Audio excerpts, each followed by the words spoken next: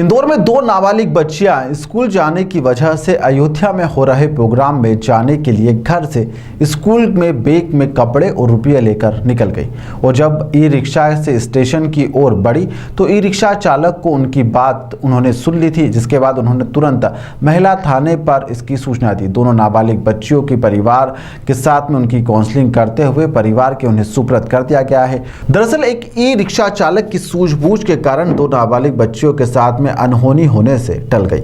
यह पूरा मामला दोनों नाबालिग बच्चियों से जुड़ा हुआ है, जो परदेसीपुरा क्षेत्र की कुलकर्णी नगर की रहने वाली है। बच्चियां 8वीं क्लास में पढ़ती है और स्कूल दूर होने के कारण स्कूल जाने से वह नहीं जा रही थी। वहीं पर दोनों बच्चियों का मन कहीं और जाने का था, इसलिए उन्होंने मन बनाया कि अयोध्या चलते हैं, वहीं पर घूमेंगे और फिर वापस आ जाएंगे। स्कूल के बैग में उन्होंने कपड़े और घर में रखी कुछ नकदी उन्होंने उसमें रख ली।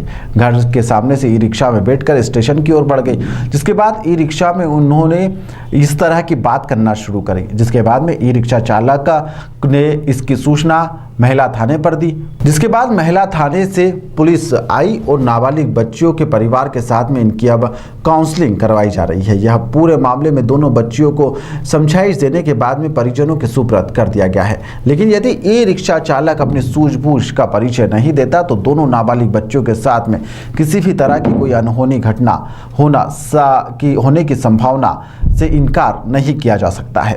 क्या नाम है भैया आपका? जी नमस्कार, मेरा नाम अमित भरत है। मैं परदेशीपुरा में निवास करता हूँ। हाँ। ये दो बच्चियाँ मुझे पंचम की फेल कॉर्नर से रेलवे स्टेशन के जाने के लिए मिली थी। हाँ। तो रेलवे स्टेशन जाने के दौरान इन्होंने मुझसे कहा कि हमें अयोध्या जाना है तो टिकट कटवा दीजिए।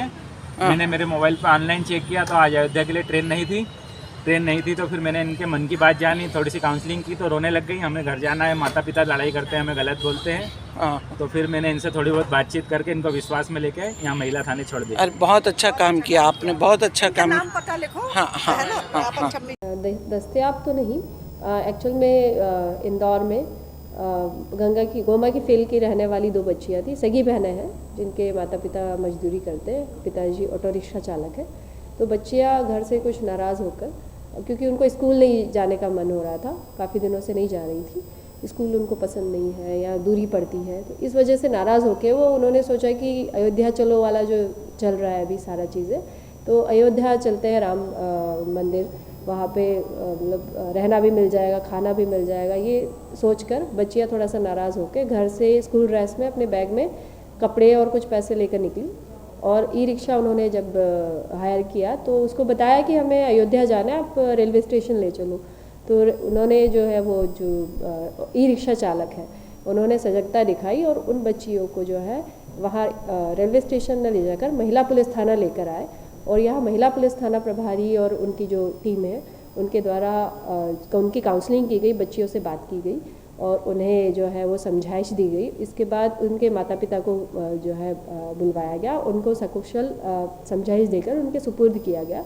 बच्चियों को जो भी नाराज़गी है या उनको स्कूल नहीं जाना है और कोई समस्या हो तो उन्हें पर्सनल नंबर भी दिए गए, यदि और कोई समस्या होती हो तो डायरेक्ट बात करें, इस तरह से घर छोड़कर ना जाए। और बताया जा रहा है कि लगातार बच्चियों के माँ बाप के बीच में लगातार आए दिन विवाद होता था, जिसके चलते लड़कियां लगातार परेशान रहती थी और कहीं ना कहीं एक बड़ी घटना हो सकती थी या कुछ भी एक हादसा हो सकता। तो बच्चियों को लेकर या माँ बाप को लेकर किस प्रकार की समझाइश दी गई या आपके द्वारा? हमारे अब बच्चे हैं, बच्चियों को, चूँकि बच्चियों की एक समस्या मैंने जब हमने काउंसलिंग करी तो पाई गई कि उनको बहुत दूरी में उनका स्कूल है, तो वो स्कूल बहुत अच्छा है, बाल विनय मंदिर में वो पढ़ते हैं, बट वहाँ पे जाना उन्हें पसंद नहीं है। इतना पैदल जाना, कभी कभी उनके पिताजी छोड़ दिया करते थे, कभी नहीं छोड़ते।